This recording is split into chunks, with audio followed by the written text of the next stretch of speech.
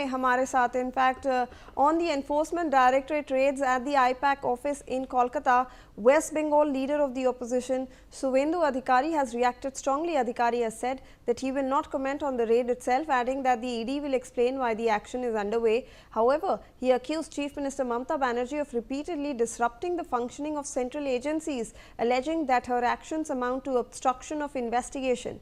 Referring to past incidents, Adhikari recalled that Mamata Banerjee had staged a protest outside the CBI office in 2021. He said that such direct interference in the work of constitutional institutions is condemnable for a chief minister who also holds administrative responsibility. Adhikari further claimed that the ED would take action against the chief minister using its statutory powers. तो रैनिक obviously अब सुवेंदु अधिकारी भी इस मामले में बोल रहे हैं और वो ईडी की रेड के बारे में तो नहीं बोल रहे हैं, बट वो कह रहे हैं कि जो ममता बनर्जी का एक्शन है ऑब्वियसली दिस इज़ अनकॉन्स्टिट्यूशनल, वो किसी कॉन्स्टिट्यूशनल बॉडी के जो प्रोसीजर. ऑल राइट रैनिक, आई थिंक हमारे सामने ममता बनर्जी आई हैं, उनका सुनते हैं वो क्या बोल रही है.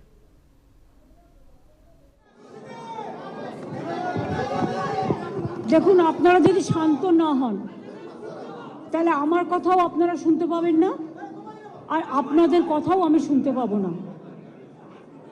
দয়া করে যদি অনুগ্রহ করে if you maintain silence then only I can give you the reply. Please keep quiet. My humble request to all of you. I know you are very much worried about the situation. And thanks to press media, you are present here. But আপনারা জেনে রাখুন, এই অপারেশনটা start করেছে ভোর 6টা থেকে, যখন অফিসে কেউ ছিলই না প্রায়, এবং তারা এসে আমাদের পার্টির সব ডেটা, সমস্ত ল্যাপটপ, সমস্ত আইফোন বা ফোনে যে সমস্ত স্ট্র্যাটেজি আছে ইলেকশনের, ইনক্লুডিং SIR, আমাদের কাজ চলছে মানুষকে সাহায্য করবার জন্য, সেগুলো সব ওরা ফরেন্সিক টিম নিয়ে এসে সকাল থেকে ট্রান্সফার করেছে. আমি মনে করি এটা ক্রাইম. একটা পার্টি অফিসের, এটা প্রাইভেট অর্গানাইজেশন নয়. আপনারা সবাই জানেন আইপ্যাক আমাদের অল ইন্ডিয়া তৃণমূল কংগ্রেসের, এটা আমাদের অথরাইজড টিম, এবং সেই অথরাইজড টিমের কাছ থেকে সব কাগজ ছিনিয়ে নেওয়া, সব লুট করা, এবং কাগজ টেবিলগুলো পুরো ফাঁকা পড়ে রয়েছে. তার মানে সব কাগজপত্র এবার বলুন আবার নতুন করে তৈরি করতে গেলে ইলেকশন তো পেরিয়ে যাবে. এটা কি ওদের ঠিক হয়েছে? আপনাদের যদি কারো অফিসে ঢুকে, বিশেষ করে আমরা রেজিস্টার্ড পলিটিক্যাল পার্টি, আমরা ইনকাম ট্যাক্স দিই, আমাদের ইলেক্টেড মেম্বার্স আছে, আমাদের অডিট হয়. যদি কোনো প্রয়োজন থাকতো ইডির, তারা ইনকাম ট্যাক্স থেকে কাগজ নিতেই পারত. ইলেকশন আসলে ইনকাম ট্যাক্স নোটিশ পাঠায়, বিজেপিকে তো নোটিশ পাঠায় না. ডাকাত ওরা, সবচেয়ে বড় criminal, money power, muscle power, killer of democracy. SIR এর নামে they have deleted more than 1.5 crores name. Even they gave notice to Amartya Sen, Nobel Joyi.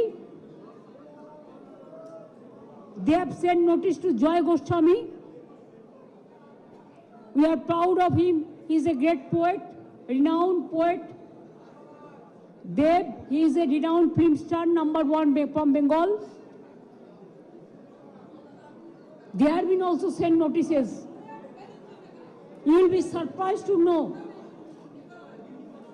maximum women voters' name are being deleted. Why?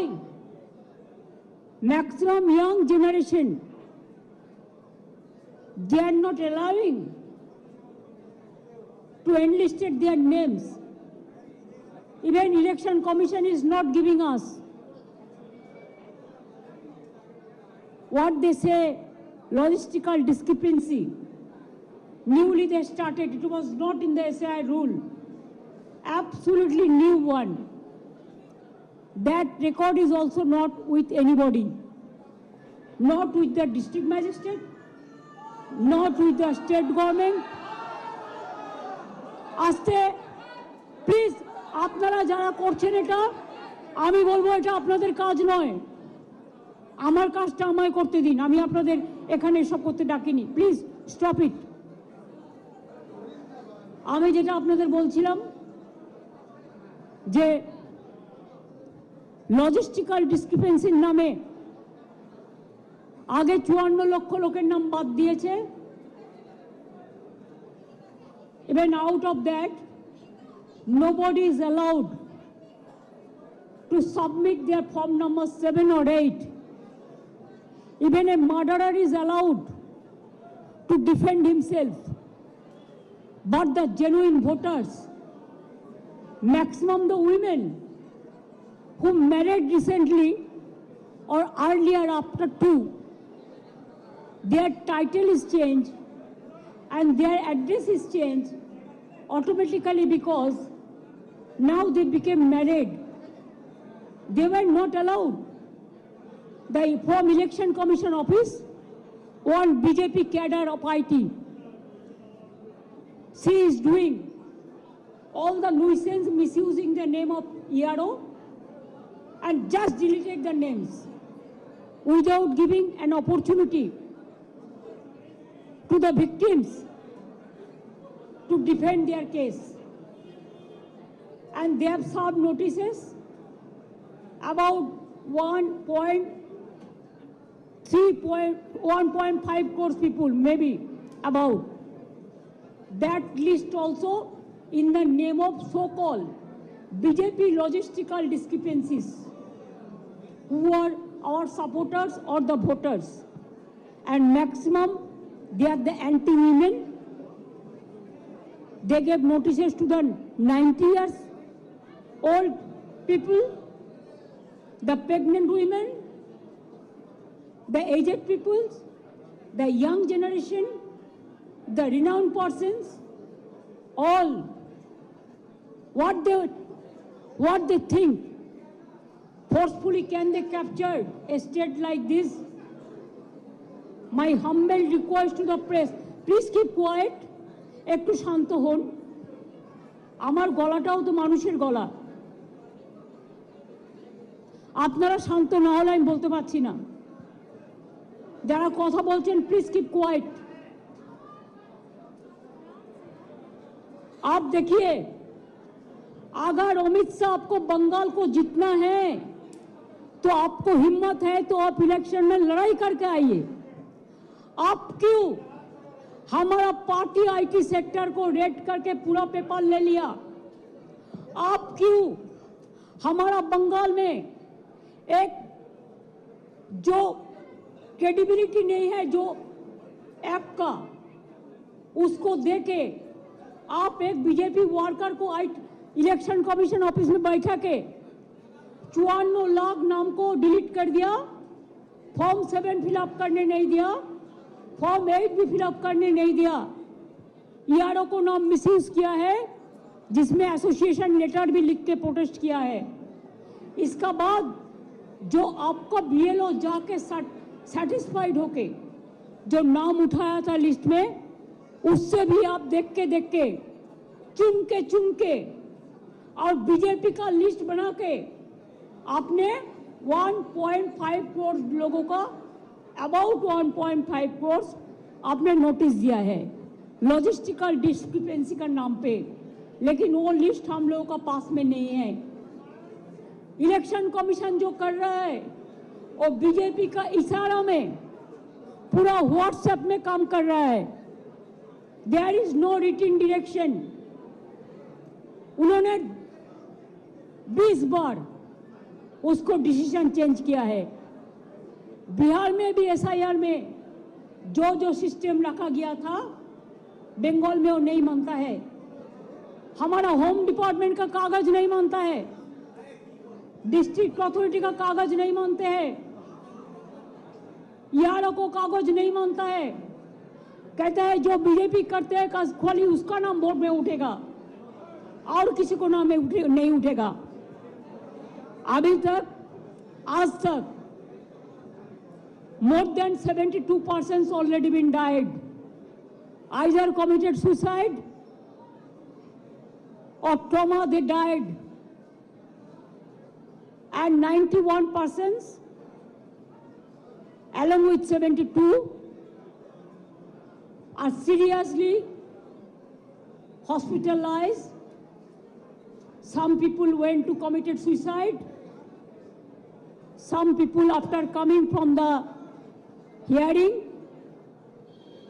they are seriously ill, heart attack, brain stroke.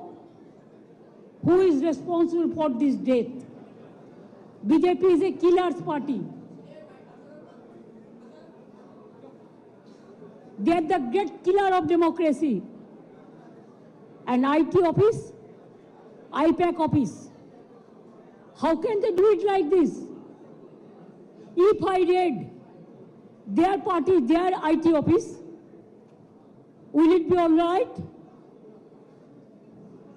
Please remember, one-sided कुछ नहीं हो सकता है। हाँ, हम अभी तक भी चुप है, इतना सहन कर रहा है, इतना जलने का बाद भी, इतना लोगों का खून का बाद में भी, इतना लोगों का जान जाने का बाद भी, मैं आशा करती हूं कि विचार मिलेगा। विचार के लिए हम वेट कर रहे हैं, इंतजार कर रहे हैं, लेकिन आप तो सब सीमा उल्लंघन कर दिया। हमारा आईटी ऑफिस में आके आप सब लैपटॉप से सब निकाल के लिया, हमारा डेटा, हमारा एसआईआर का डेटा, हमारा पार्टी का पॉलिसी का डेटा, हमारा कैंडिडेट का लिस्ट, हमारा बूथ प्रेसिडेंट का लिस्ट, हमारा आने वाला स्ट्रेटेजी आप प्रतीक का घर में भी जाके किया है, अब हमारा आईपैक ऑफिस में आके भी किया है। It is not that they are privately operating, they are very much authorised by the all India Trinamool Congress. BJP का माफिक हम बेनामी नहीं करते हैं, ये हम हमारा नाम पे काम करता है एग्रीमेंट का मुताबिक। I think it is an insult to all the IT sector, because all the IT sector, they are working for somewhere, for someone, so they can attack any IT sector anytime. They can collect all the data from any IT sector. Is it not a crime? Is it not a murder of the freedom, murder of democracy, murder of the right to work? हम अभी इसी में इधर से जो काम है हम कर देंगे, लेकिन जब तक पूरा इसको हम सेटल नहीं करते हैं कि हमारा पेपर ऊपर कुछ नहीं है, इसको हमको सेटल करना है, इसी के लिए हम इधर में इंतजार करेंगे जब तक प्रतीक नहीं आएंगे और जब तक प्रतीक ऑफिस में आके सेटल नहीं करेंगे। One by one, please, one by one.